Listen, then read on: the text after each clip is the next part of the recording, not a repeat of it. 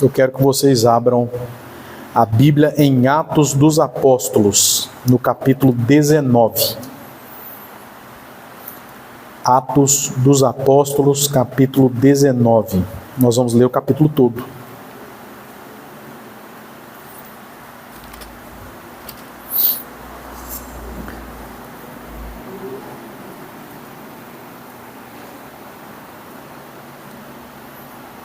E eu quero fazer a leitura de Atos 19, tendo em vista Paulo como personagem principal, como de fato é,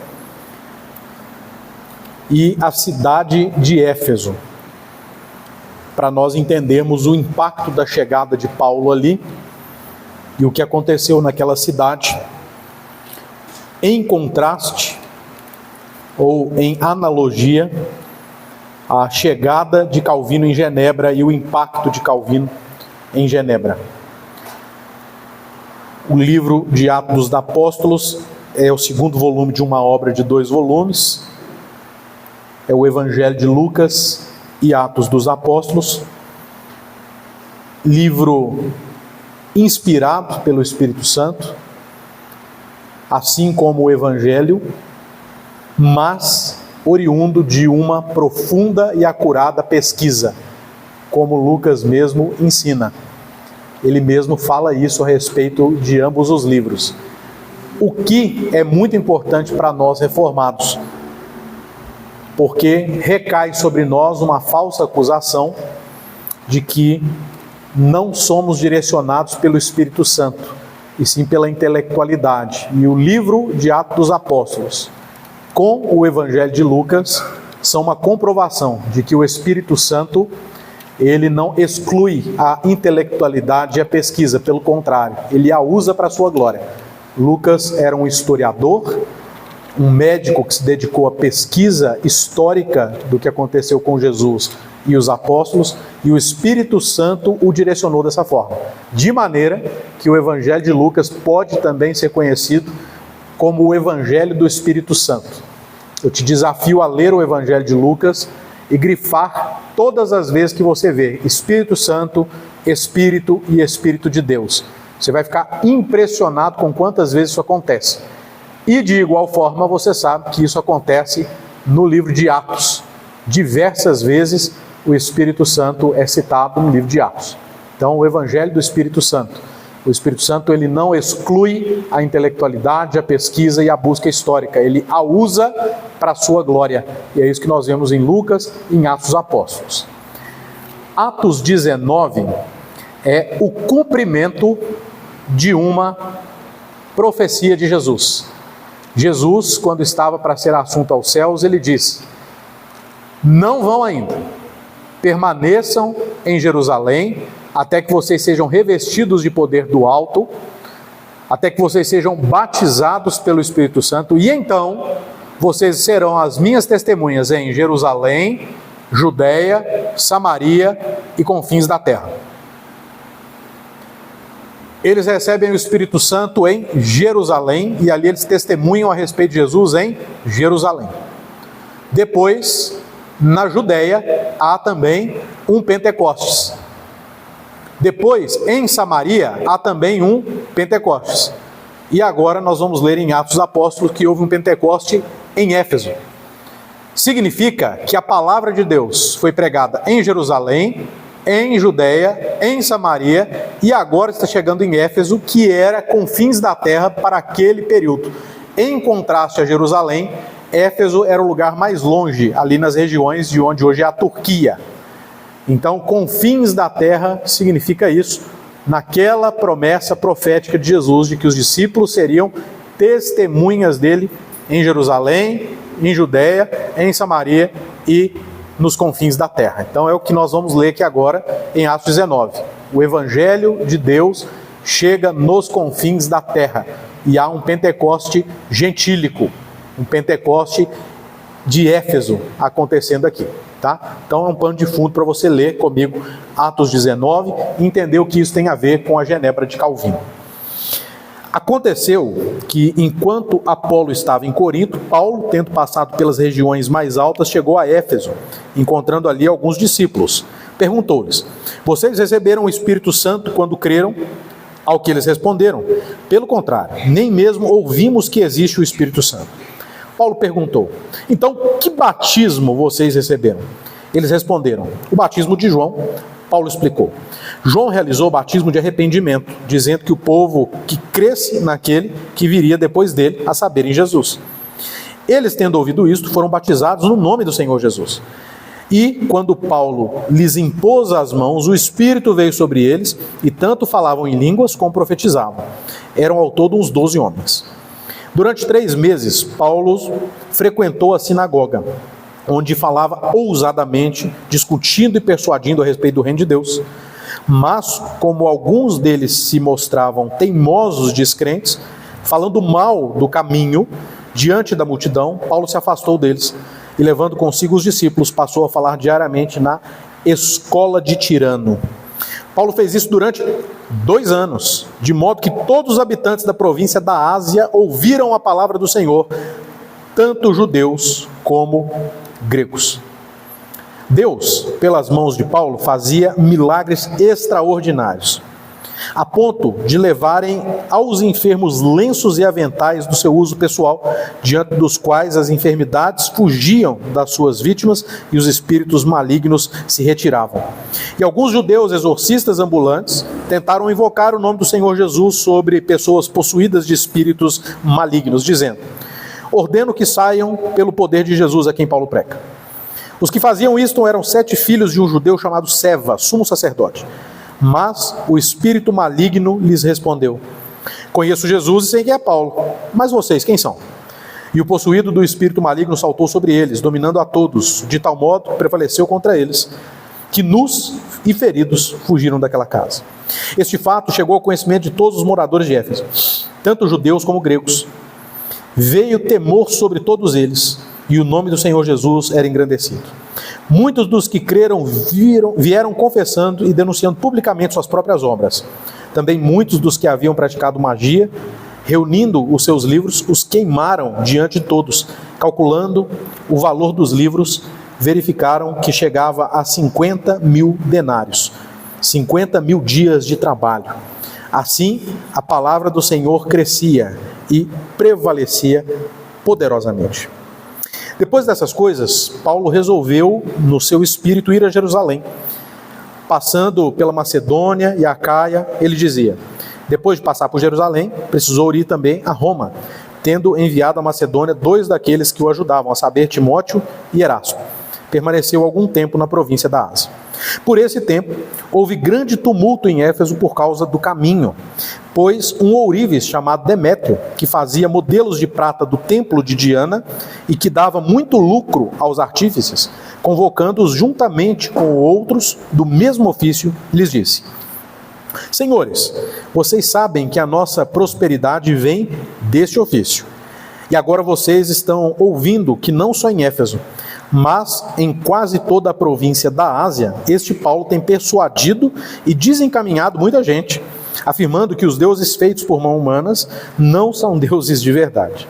Não somente há o perigo de que o nosso negócio caia em descrédito, como também de que o próprio templo da grande deusa Diana seja considerado sem valor, e que até venha a ser destruída a majestade daquela que toda a província da Ásia e o mundo adoram.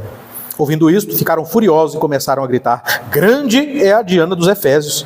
A confusão se espalhou pela cidade e todos juntos foram correndo para o teatro, arrastando consigo os macedônios Gaio e Aristarco, companheiros de Paulo.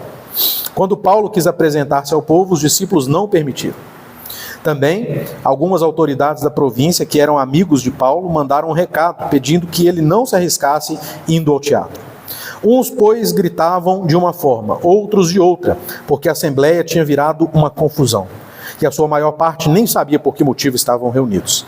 Então, tiraram Alexandre do meio da multidão, e os judeus o empurraram para a frente. Este, acenando com a mão, queria falar ao povo. Quando, porém, reconheceram que ele era judeu, todos a uma voz gritaram durante quase 2 horas: grande é a Diana dos Efésios. O escrivão da cidade, tendo apaziguado o povo, disse: Senhores Efésios, quem não sabe que a cidade de Éfeso é guardiã do templo da grande Diana e da imagem que caiu do céu? Ora, não podendo isso ser contestado, convém que vocês se mantenham calmos e não façam nada de forma precipitada, porque estes homens que vocês trouxeram para cá não profanaram o templo, nem blasfemaram contra a nossa deusa.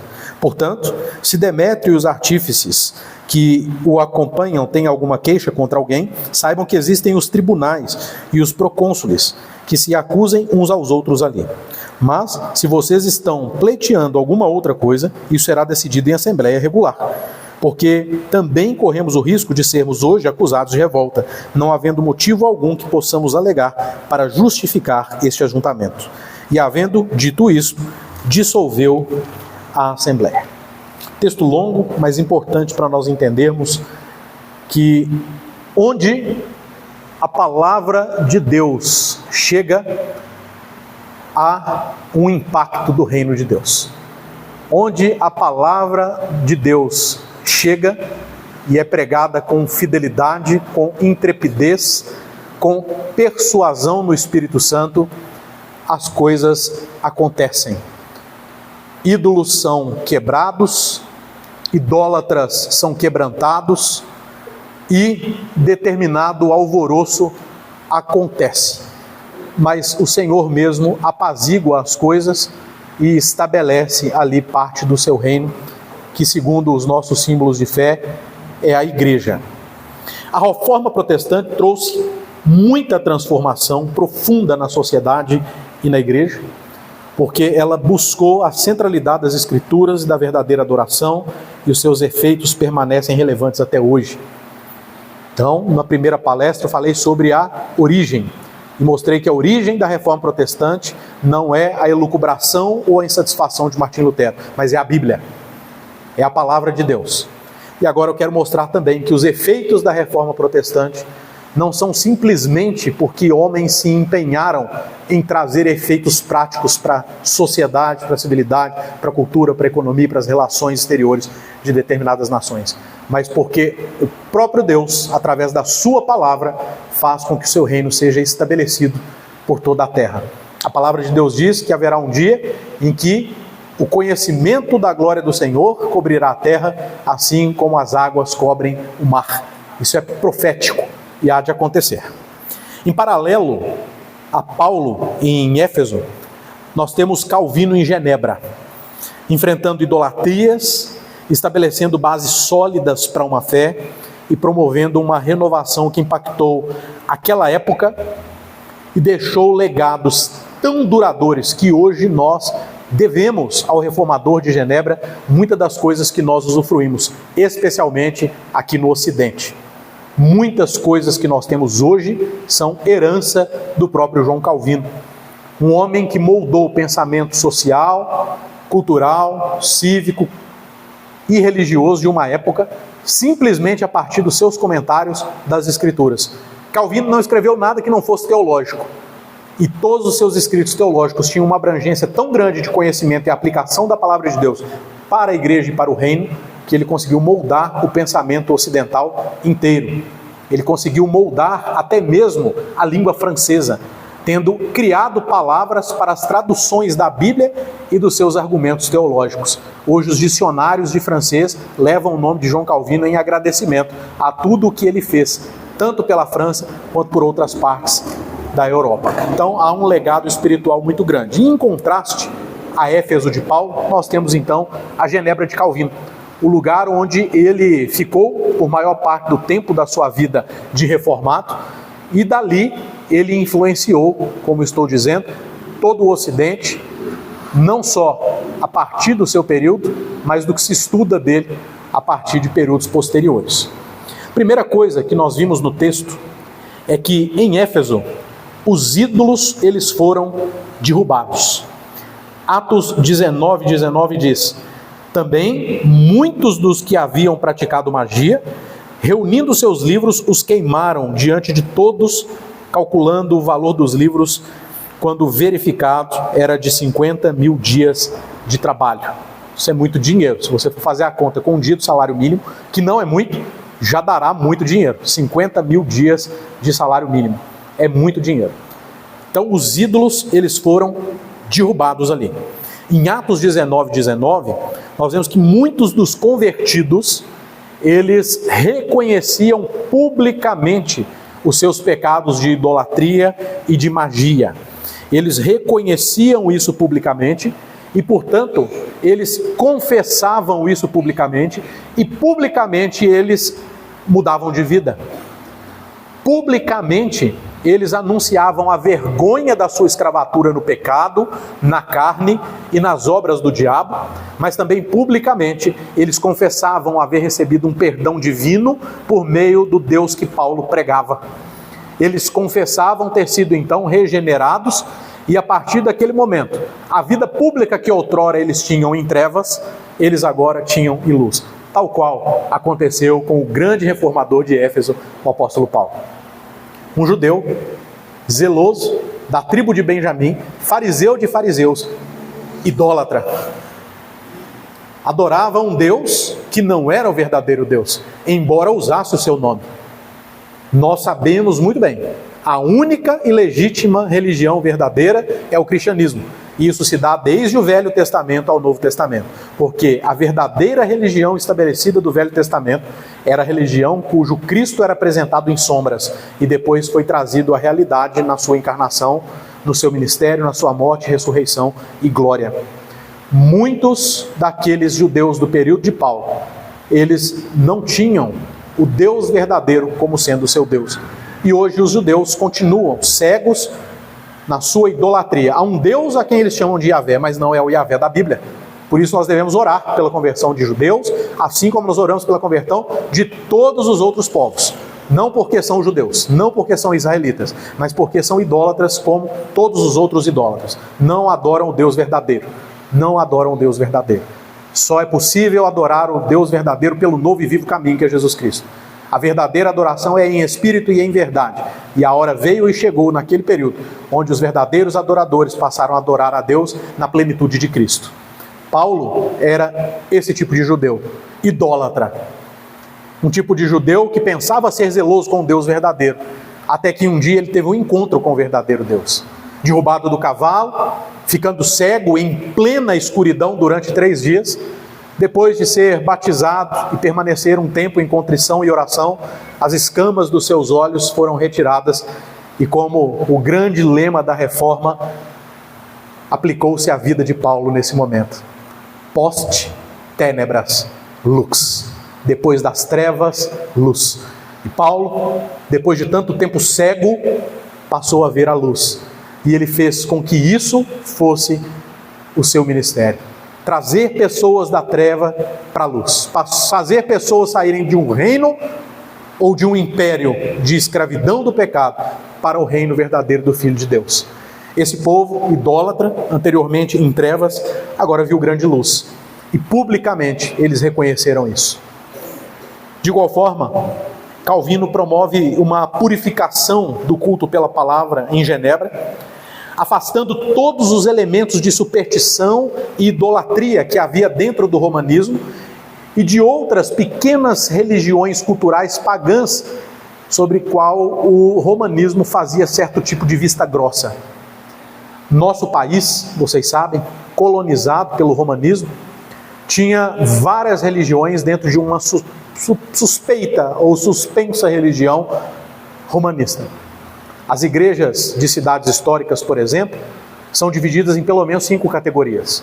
As igrejas dos brancos ricos, dos brancos pobres, dos negros nascidos na África, dos negros nascidos no Brasil e dos mulatos. A igreja dos negros nascidos na África eram, na verdade, igrejas onde eles prestavam seus cultos candomblecistas e por assim adiante. E o romanismo fazia vistas grossas a isso, porque, como eu disse no início, a religião unifica um povo. Então, como muitos negros viviam divididos, ao invés de se rebelarem contra os brancos que os escravizavam, eles eram divididos pela religião. Os negros nascidos no Brasil eram católicos romanos, porque eram catequizados desde a infância. Mas os trazidos da África tinham um precedente de, com portas fechadas, prestar os seus cultos conforme faziam anteriormente, mas dentro da igreja romana. Isso não é novidade. Esse tipo de mistura religiosa sobre a ideia de estar debaixo de uma única religião é estratégia babilônica. Isso acontece desde o cativeiro de Nabucodonosor. E isso acontecia dentro do romanismo do século XVI. Mas Calvino, com muita intrepidez, ele coloca tudo isso abaixo. Calvino, ele realmente purifica o culto, afasta esses elementos de superstição, de paganismo, de idolatria que corrompiam a adoração verdadeira, como as próprias relíquias e as imagens. Ele limpou toda a catedral de St. Peter's. Ele limpou toda a catedral de São Pedro, o lugar onde ele pregou até o fim da sua vida.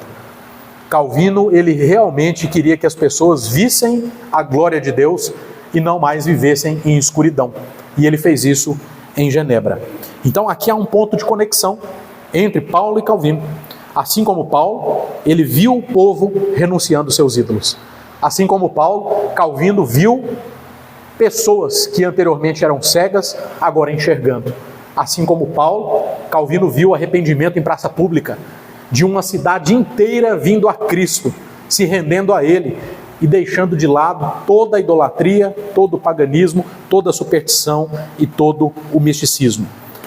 Genebra rejeitou a idolatria e estabeleceu um culto centrado somente nas Escrituras, de maneira que o próprio dia do Senhor era um dia vazio nas ruas de Genebra, porque as famílias estavam em suas igrejas ou em suas casas, ou em culto público ou em culto doméstico. As famílias de Genebra estavam servindo ao Senhor, não mais aos ídolos, não mais à embriaguez, não mais à devassidão daquela cidade.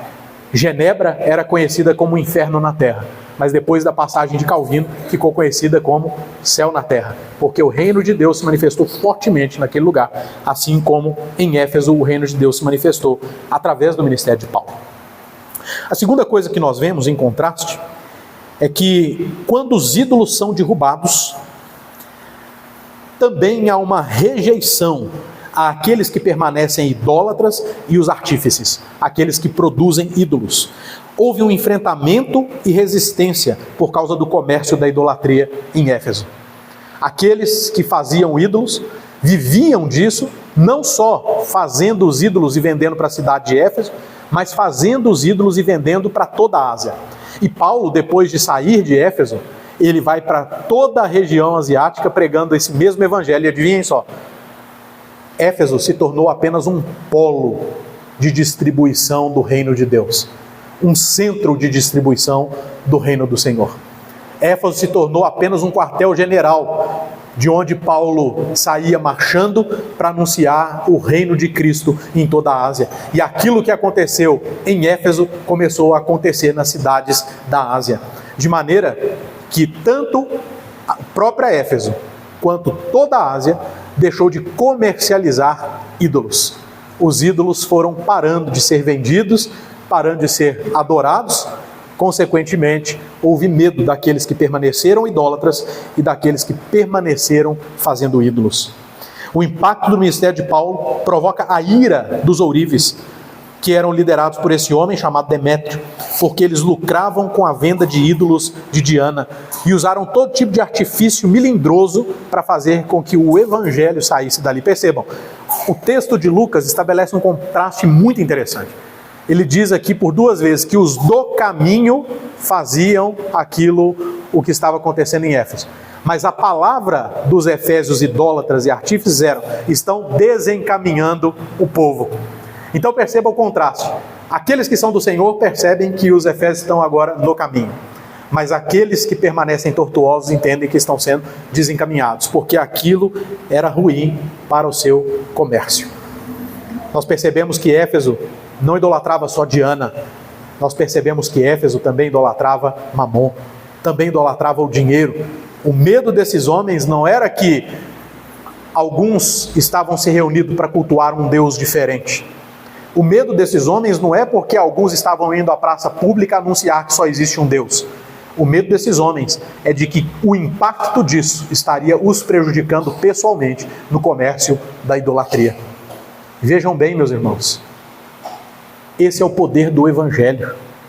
Esse é o poder da pregação da palavra de Deus. Esse é o poder do Espírito Santo. Esse é o poder da intrepidez de um ministro que não tem medo de pregar. As coisas começam pela religião. Calvino em Genebra tem efeitos muito parecidos com o que acontece aqui com Paulo. Porque a verdadeira reforma, ela confronta interesses. E em Genebra, confrontou o interesse daqueles que lucravam também com práticas religiosas equivocadas. Calvino teve que lidar com uma forte resistência, inclusive interna, dentro da própria prefeitura de Genebra, do próprio governo de Genebra, porque eles temiam que por alguma razão, se o evangelho se proliferasse como estava se proliferando, eles teriam prejuízos financeiros dentro da estrutura daquela cidade. Sabe por quê? Porque lá também as tradições idólatras giravam a economia. Haviam artífices em Genebra. Haviam homens que faziam ídolos de ouro, ou folheavam a ouro ídolos, tanto para Genebra, quanto para toda a Europa. E muito disso veio de lá para a nossa região, principalmente das vertentes. As nossas igrejas católicas romanas, nossas no sentido de ser das nossas cidades, elas são folheadas a ouro. Eu não sei se vocês sabem, mas uma curiosidade de hoje. O último batedor de ouro, que faz folhas de ouro à mão, é genebrino. Porque era uma prática de Genebra, ele ainda faz batendo as folhas à mão. É o último, depois dele não vai ter mais, porque hoje há máquinas para fazer isso, é o único que faz à mão. Esse era o tipo de comércio lá em Genebra. Olha que coisa interessante. Calvino não impediu, assim como Paulo, de que os ídolos continuassem sendo feitos. Calvino não usou o seu poder como um administrador de Genebra, ou fazendo parte desse conselho municipal, público de Genebra, para impedir que esse comércio acontecesse. Não.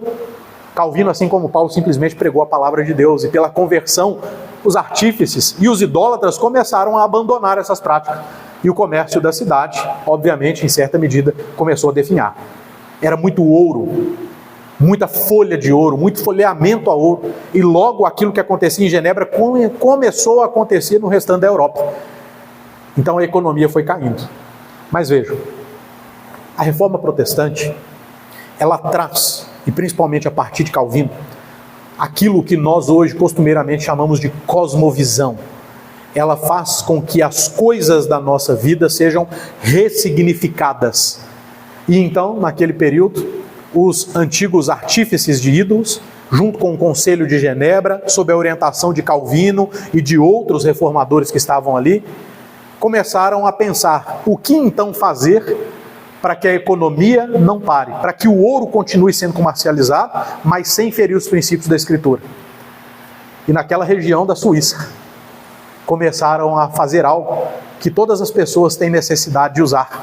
E todas as pessoas, naquele período, estavam começando a comercializar muito. Relógios. E vocês sabem, até hoje, quais são os melhores relógios produzidos no mundo? Os relógios suíços. Isso começa com Calvino em Genebra. Relógios suíços, relógios de ouro. E a economia de Genebra se alavancou. Sabe o que está escrito a respeito disso? As pessoas não precisam de ídolos, mas precisam de relógios. Por isso o comércio de Genebra se alavancou. Olha que testemunho interessante. O comércio de Genebra se alavancou porque as pessoas não precisam de ídolos. É uma prova cabal. Elas precisam de relógios. Em outras palavras, os relógios são mais importantes do que os falsos deuses. Os relógios beneficiam mais do que os falsos deuses, em todos os sentidos, tanto para quem compra quanto para quem faz. E esse testemunho perdura até hoje. Relógios suíços começaram a partir da Reforma Protestante, sob a orientação de João Calvino.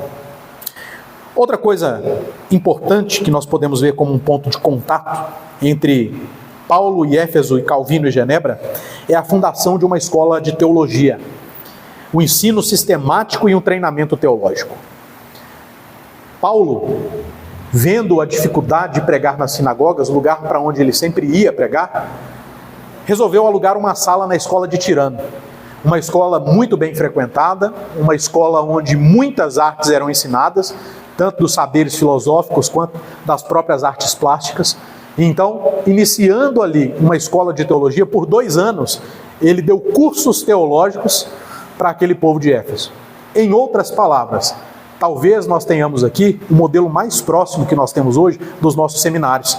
Um lugar onde há um mestre ensinando teologia todos os dias. A escola de Tirano foi, por assim dizer, permitam o anacronismo, o primeiro seminário teológico. E eu ouso dizer, presbiteriano, porque presbíteros foram formados a partir desse seminário. Em Atos 20, nós vemos que Paulo tem presbíteros em Éfeso. Então, muito provavelmente, um seminário presbiteriano, reverendo apóstolo Paulo, alguma coisa assim. Mas Paulo ele estabelece uma escola ali, porque o pensamento de Paulo era um pensamento intelectual. Nós vamos lembrar que Paulo era um homem altamente intelectual. Paulo estudou aos pés de Gamaliel, um dos maiores mestres daquela época, era versado no grego, também no hebraico e no aramaico, tendo ambas as línguas, ou as 3 línguas, como línguas maternas. Ele era um judeu, mas também com cidadania romana, sabia muito, tanto da cultura grega quanto da cultura helenista, greco-romana, era um homem instruído e que escrevia tão bem que em um texto inspirado nós temos o testemunho do apóstolo Pedro dizendo: há certas coisas que Paulo escreve que são difíceis de entender. Isso diz respeito à grafia, isso diz respeito à forma como ele ditava para que escrevessem por ele. É muito interessante uma observação que um antigo professor meu de grego fazia, reverendo João Alves, já falecido. Ele dizia que Paulo, nas suas escritas, abria parênteses, colchetes dentro dos parênteses, aspas dentro dos colchetes, fechava os parênteses sem fechar as aspas e os colchetes. E você que se vire para entender o que ele estava dizendo e fazer relação com isso, com outros textos das Escrituras. Um homem inteligente, um homem versátil, um homem que realmente tinha intelectualidade, portanto, se preocupou com a intelectualidade do povo. Eu quero que vocês entendam, meus irmãos, que obviamente o Evangelho, ele é simples. O Evangelho é uma mensagem simples. O basilar do Evangelho é simples. O Evangelho do primeiro século é uma religião de pescadores e empregadas domésticas que alcançavam os seus patrões e até os da casa de César. Vocês conseguem imaginar isso? Pescadores persuadindo pelo Espírito Santo chefes na casa de César. O Evangelho é essencialmente simples, mas ele também é essencialmente complexo. É necessário diligência, é necessário estudo, é necessário conhecimento, principalmente para argumentar. Vocês não se lembram de Paulo no Areópago? Ele argumentou com os estoicos, ele argumentou com filósofos que estavam ali, questionando coisas que eram questionadas há séculos dentro da cultura grega. E Paulo estava ali entre eles, argumentando, persuadindo e vencendo. Porque eles quiseram deixar de ouvir Paulo, porque a doutrina foi pesada demais para eles. Sobre essas coisas, te ouvimos outra hora, eles disseram para Paulo. Então veja bem, Paulo funda uma escola teológica. Um lugar onde as pessoas aprendiam sobre Deus, sobre o Antigo Testamento, aplicado ao Senhor Jesus Cristo. E é por isso que houve tanto sucesso em Éfeso. Pessoas que se convertiam, mas que estavam ali em um dos centros dos saberes da época, e que, portanto, sabiam argumentar, sabiam fazer apologética de acordo com o que estavam crendo. De igual forma, nós temos Calvino em Genebra. Calvino funda uma academia que se torna uma escola teológica influente, que treinou pastores e líderes e que levariam a reforma para outros lugares da Europa. Olha que coisa interessante. A Academia de Genebra foi fundada para ensinar teologia, mas a partir da alfabetização, inclusive. Muitas pessoas, refugiados especialmente, chegavam ali sem saber ler e escrever, e até mesmo seus filhos não sabiam ler e escrever. Então eles entravam na Academia de Genebra, aprendiam a ler e escrever a partir das Escrituras, e então se faziam em cursos de teologia novos líderes para a Igreja de Genebra e novos missionários, novos pastores a partir da Academia de Genebra. Deixa eu te contar como isso que te impacta. Calvino foi o primeiro homem a pensar sobre todos devem saber ler e escrever para ler as Escrituras e escrever a respeito delas. E com isso, Calvino teve uma brilhante ideia que ninguém havia tido até aquele período, de que a educação deveria ser dada para todos e que naquele período, naquele contexto, Genebra deveria oferecer educação para todos. Educação municipal, educação estadual, educação pública. E em Calvino começam as primeiras escolas públicas. Algum de vocês estudou em escola pública? Agradeça a João Calvino, ore a Deus, agradecendo pela vida e obra de João Calvino, porque foi dele que surgiu a ideia de escolas públicas, escola para todas as pessoas, para que todos sejam alfabetizados, para ler as Escrituras. Em Calvino começa isso. E é tão interessante você ver Calvino contando isso nas suas cartas, onde ele diz algo que talvez seja o sonho. Tem alguma professora aqui de ensino fundamental, médio? Não? Tem aí na igreja alguma professora? Tem? O que você tem numa sala de aula hoje? Uma professora, 45 alunos, a maioria dos alunos com o espírito do Chuck, não dão sossego, não aprendem, é bagunça, aquela coisa toda, ninguém para ajudar e vai virando uma bola de neve. Calvino, quando esquadrinhava a ideia de educação pública, sabe o que ele dizia? Um tutor, ou professor ou professora, para cada 5 alunos. E para cada 5 alunos, um auxiliar de professor. Essa era a ideia de sala de aula de Calvino. Você poderia ter uma sala com 40 pessoas, mas você teria um tutor para cada 5 alunos e professores separados em grupos. Então você imagina uma professora hoje recebendo essa notícia: a partir de amanhã, aliás, a partir de segunda-feira você vai chegar na escola, os 40 alunos vão estar divididos em 8 grupos de 5 e para cada grupo de 5 tem uma tutora que vai te ajudar com eles, tanto a ensinar quanto a controlar, levar ao banheiro e tudo mais. Esse era o tipo de educação que Calvino cria. E muito foi sendo feito a partir disso. Então, a escola de Tirano e a Academia de Genebra simbolizam esse impacto intelectual de um ensino teológico profundo e sistemático, essencial para a difusão da fé reformada, a fé bíblica.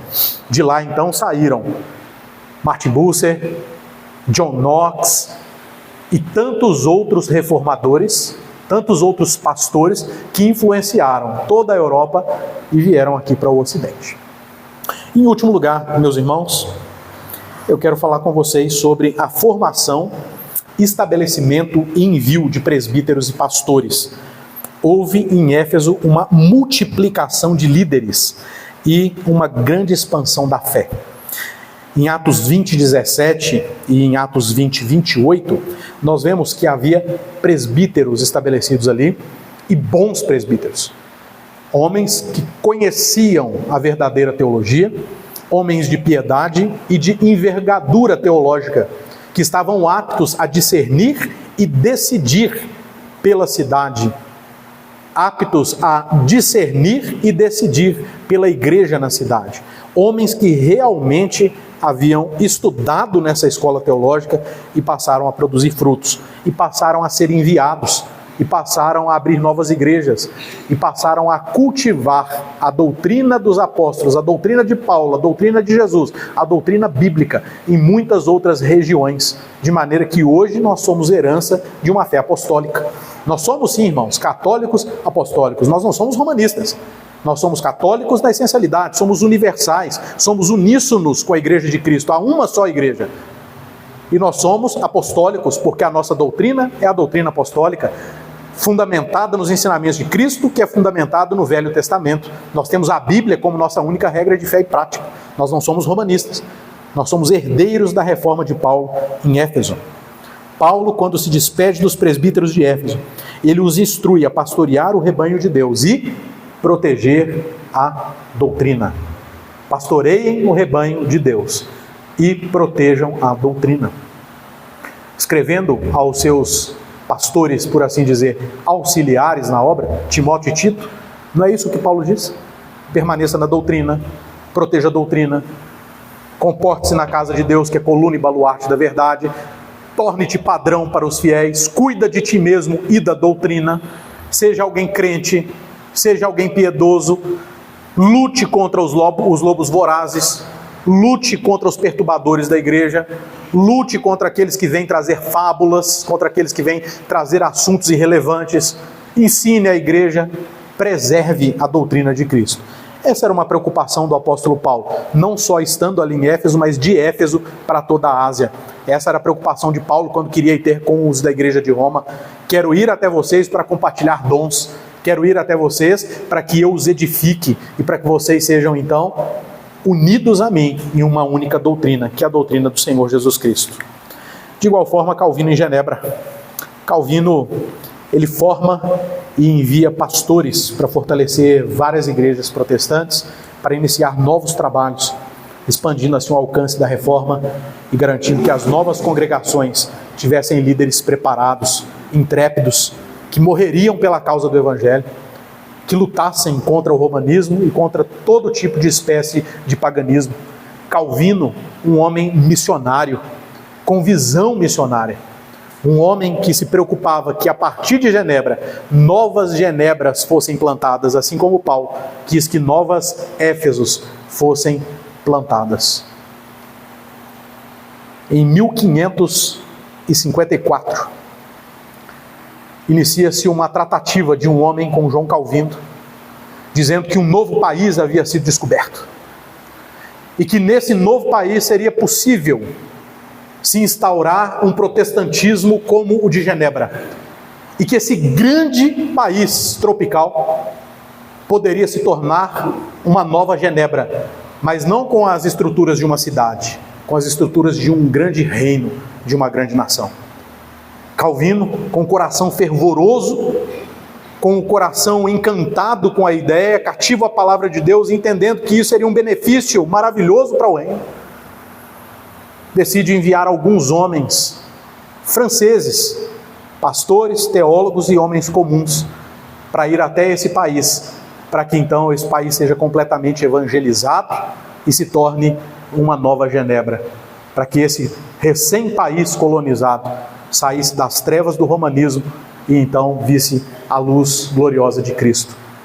E em 1557, no dia 10 de março, os Huguenots descem nesse território nacional enviados por João Calvino. Eu fico emocionado, irmãos, porque em 1557, João Calvino enviou homens para colonizar esse país com a ética protestante. Porque em 1557, o Brasil respirou pela primeira vez a oportunidade de não ser o que é hoje. Porque houve um homem em Genebra que se preocupava não só com Genebra, mas com todo o mundo. Mas foi enganado por um homem chamado Villegagnon, quem lhe havia prometido que esse país poderia ser um país independente, protestante e reformado como Genebra. Ficou conhecido como o Caim das Américas, porque traiu os seus irmãos e condenou esses homens que vieram ao Brasil para colonizá-lo e evangelizá-lo à morte. Assim como Caim matou Abel, Villegagnon, que hoje é um manejiado, tem uma ilha no Rio de Janeiro que recebe o seu nome. Na verdade, foi um grande traidor, traiu a confiança do reformador de Genebra e daqueles nossos irmãos que vieram para cá. Mas deixa eu te contar uma coisa, o testemunho dos mártires não é em vão, porque aqui, nesse país, no ano de 1558, foi escrita a primeira confissão de fé protestante do mundo, a Confissão de Fé da Guanabara, que os nossos irmãos escreveram como sentença de morte, e de cabeça expuseram toda a doutrina bíblica com referências bíblicas em uma prisão, para que entregando essa declaração de fé, fossem mortos na Baía da Guanabara. A primeira confissão de fé protestante do mundo foi escrita no nosso país. Por isso, irmãos, nós devemos crer que o nosso país ainda será do Senhor Jesus Cristo. Jesus ainda será o Senhor do Brasil. Os povos serão do Senhor Jesus e o Brasil está no meio desses povos. Nós não seremos mais ainda reconhecidos como o país do carnaval e da promiscuidade, mas em algum dia eu posso ainda não estar vivo, mas os meus descendentes vão estar. E eles vão ver Brasil sendo reconhecido como o país que serve a Jesus. Aleluia. A partir da reforma. A partir do que vocês estão fazendo aqui hoje. A partir do que nós temos feito em São João del Rei. A partir de pequenas igrejas que olham para o Paulo de Éfeso, para o Calvino de Genebra e declaram: a minha cidade também será do Senhor Jesus. Congonha será do Senhor Jesus, São João del Rei, todas essas cidades idólatras, elas ainda serão convertidas ao Senhor. Nós ainda, como reis, Asa, Ezequias, Josias, assim como Paulo, assim como Lutero, Calvino e Knox, derrubaremos os postes ídolos. Não permitiremos mais os cultos nos altos. E todos os povos clamarão ao Senhor Jesus Cristo em uma só voz. Meus irmãos, os efeitos da reforma protestante são os efeitos mais práticos e drásticos que vocês possam imaginar. Onde há uma verdadeira igreja do Senhor Jesus Cristo, reformada, o Senhor Jesus Cristo fará grande obra. Os efeitos da reforma protestante, os efeitos de uma reforma bíblica, certamente virão. Talvez nós não colhamos todos os frutos, mas os nossos filhos, os nossos netos e os nossos bisnetos herdarão de nós aquilo que nós herdamos dos reis, aquilo que nós herdamos de Paulo e aquilo que nós herdamos dos reformadores. Qual é a relevância da reforma protestante para hoje? Total. Ecclesia reformata, semper reformanda est. Igreja reformada está sempre se reformando. A relevância da reforma protestante, ela é ímpar para os nossos dias de hoje, porque somente uma verdadeira reforma, somente uma continuidade nesse legado bíblico e da história de 1517 para cá, fará com que as nossas igrejas sejam saudáveis, as nossas cidades sejam tomadas e o nosso país se converta ao Senhor Jesus Cristo. Amém. Que Deus nos abençoe, nos dê graça. Obrigado pela atenção, pela paciência em me ouvir.